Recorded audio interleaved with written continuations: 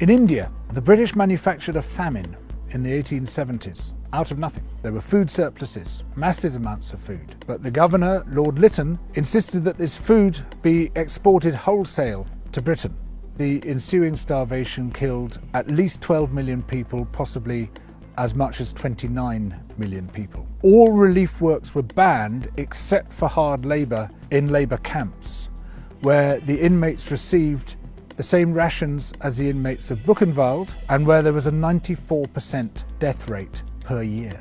This was all done in the name of liberal free market capitalism. Of course, the British did something similar in Ireland. In Kenya, soon after the Second World War, there was an uprising by the Kikuyu people who wanted their land back.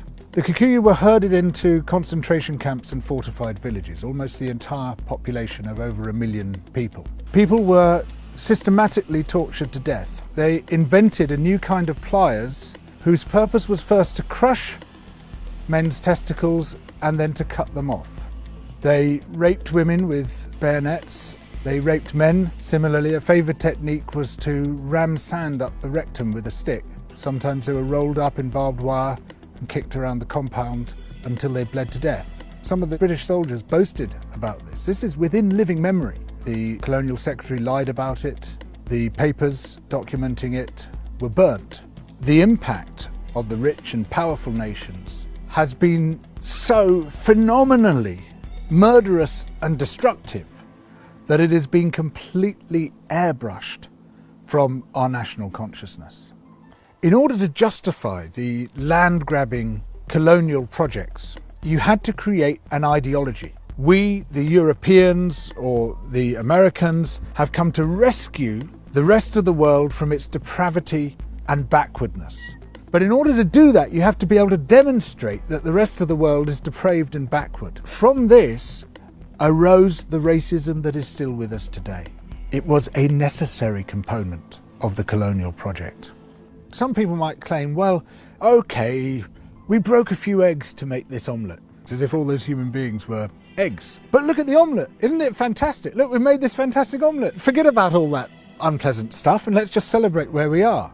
Where we are is a continuation of the project. We commodified people's land and people's labour and turned it into our property. We're also destroying the rest of the living world alongside it. We don't have to be like this. We are the same human beings as anybody else. We're all part of the same big human family. We just have to recognise that, accept that. And of course, within Western countries, there are plenty of brilliant people resisting colonisation, both internal colonisation within our own countries and external colonisation of other people's countries. These are the voices which must come to the fore, those who emphasise altruism and kindness and generosity and empathy for others, those who recognise that skin colour and any other difference of language, of religion, of background is completely irrelevant by comparison to what we share, which is our humanity.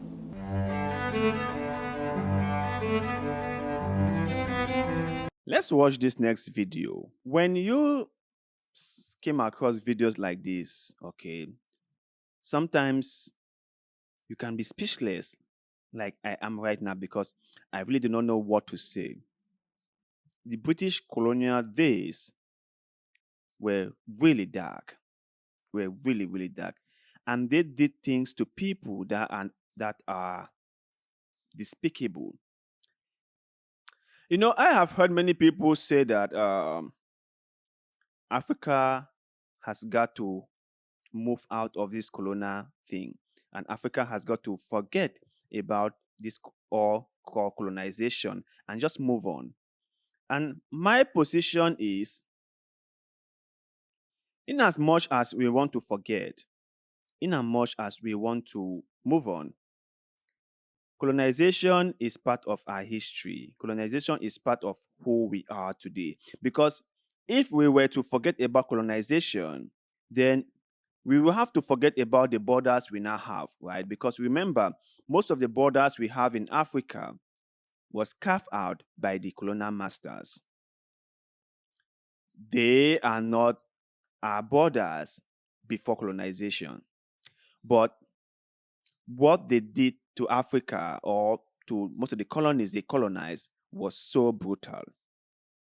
And sometimes when you want to tell the British, you kind of like own up to this colonial past, to kind of like issue an apology, to kind of like say, well, we are sorry for what our forefathers did.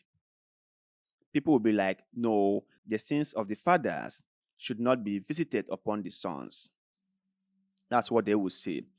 Okay, if we accepted that, aren't they enjoying all the wealth that were created or all the wealth that was stolen? Aren't some of them enjoying what we call generational wealth, wealth put together by their ancestors?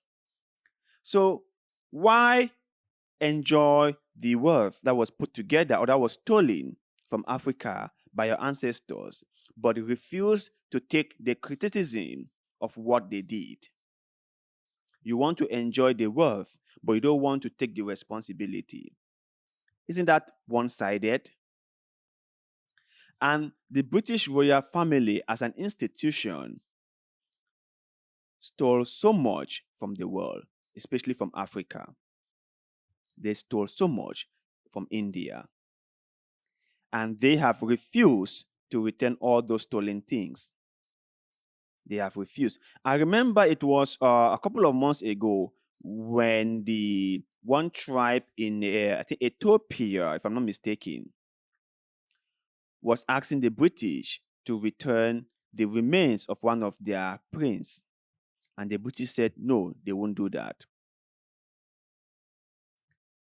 South Africa requested for their diamond back.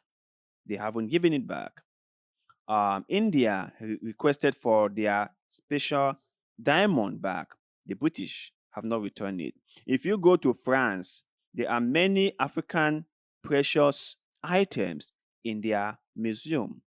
They haven't returned it back. They have kept it there. So if you hear someone saying that we should just forget, don't talk about it, don't even mention it, then you begin to ask yourself, what is the motive of that person for saying such a thing? Because this was a great injustice that was done to the people of those colonies. This was a terrible, terrible injustice that was done to them. And what did they get in return? Maybe speak English? Maybe learn how to use spoon and fork to eat? Like if those people were not eating before they were colonized. Or like if those people didn't have any form of education before they were colonized.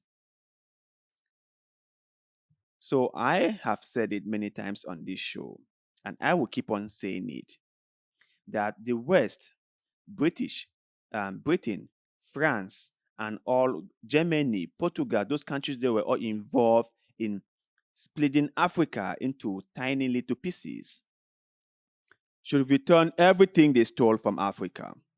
They should return it.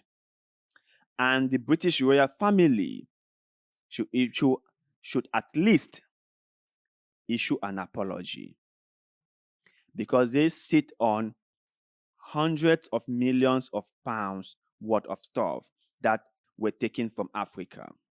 But you guys out there, did Africans benefited from this colonization? And also, should we just forget about what went on during the colonial period and just move on? Don't you think that it's the right thing for the so-called colonial masters to return what they stole from us, from Africa? Should they still keep this stuff with them after all what they did to us? Share your thoughts and opinions with us in the comment section below, because like always, we love hearing what you have to say. And also, please don't forget to like this video, share this video, follow our Facebook page, and most importantly, subscribe to this channel, because little bit of good tweet, like the one you're doing just now, help us a lot, and we shall forever be grateful to you. So thank you very much for doing just that.